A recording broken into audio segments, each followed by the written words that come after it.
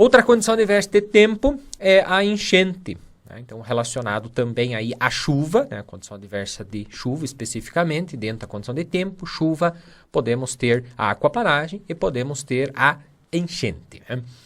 Evite cruzar por áreas alagadas, né? Esta é a primeira recomendação, tente desviar, pegar um outro caminho. E se preciso for cruzar por esta área alagada, né? Aí vem um cuidado que você deve compreender bem, pois isto cai também na prova e para o dia a dia depois também é extremamente importante você ter este conhecimento, né?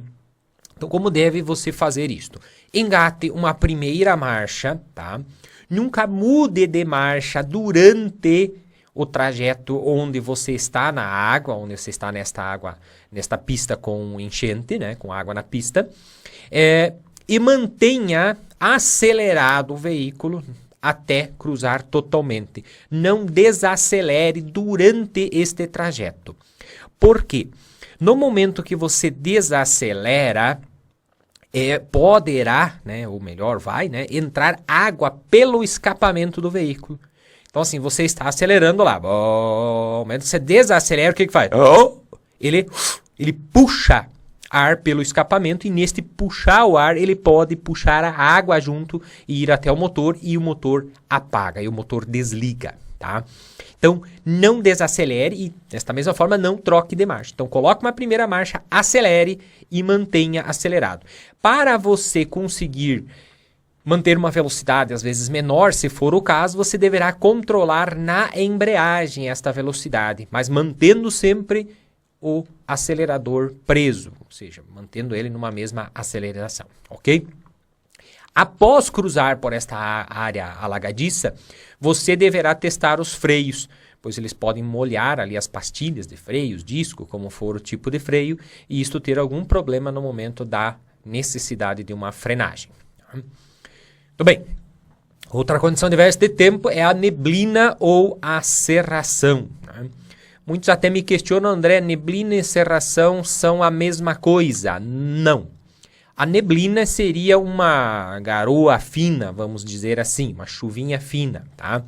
Já a cerração é a precipitação da água que levanta do solo e acaba tornando o ambiente mais ou menos como desta imagem aqui, bastante difícil de você visualizar.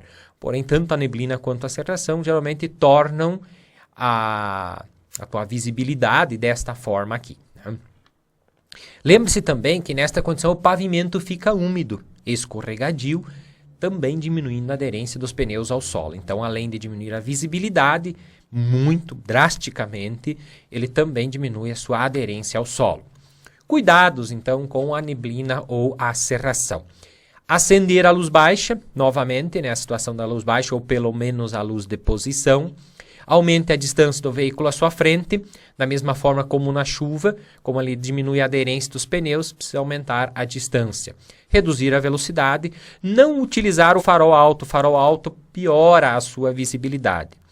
Se você já observou isto, quando você coloca a luz alta, fica mais difícil você visualizar a pista ou outros veículos do que com a luz baixa.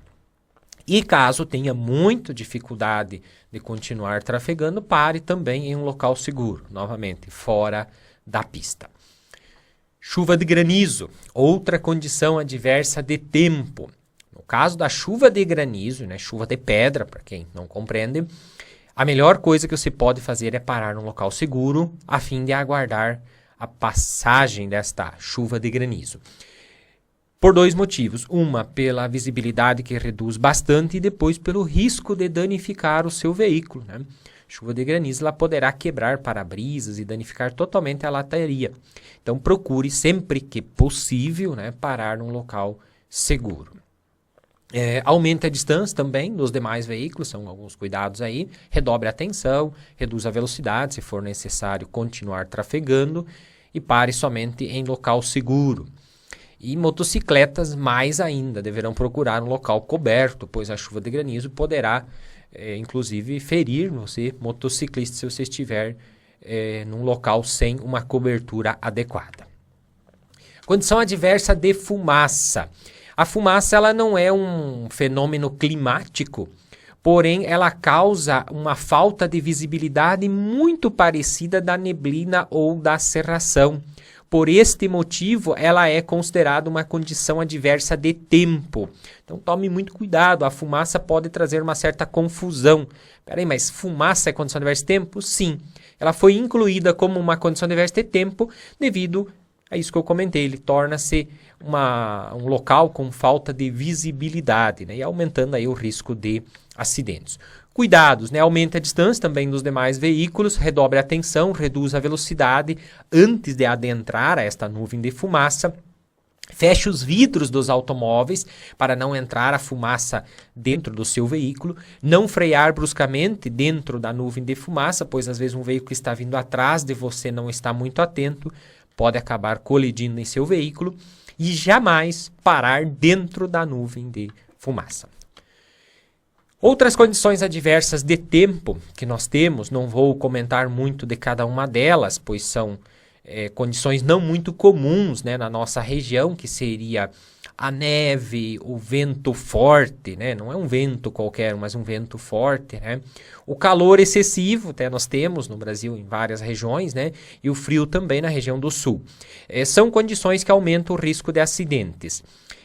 Até muitos me questionam aqui, peraí André, mas calor, frio, como que isso se torna uma condição adversa? Como que o frio vai aumentar o risco de acidente, né? Eu sou da região sul do Brasil, né, e utilizei muito moto.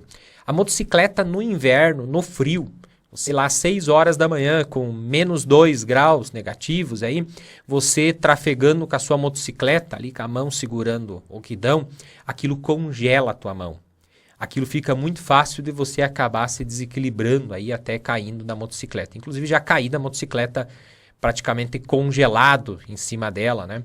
Eu trafegava pelo período da manhã, realmente às 6 horas da manhã, fazia 50 quilômetros de motocicleta, e aí eu parava durante o trajeto para colocar as mãos sobre o motor da motocicleta para aquecê-la. Então isto se torna uma condição adversa de tempo. Da mesma forma o calor excessivo, ele causa sonolência, causa cansaço, começa a suar, fica difícil, aumenta o risco sim, ou a chance de acidente, né?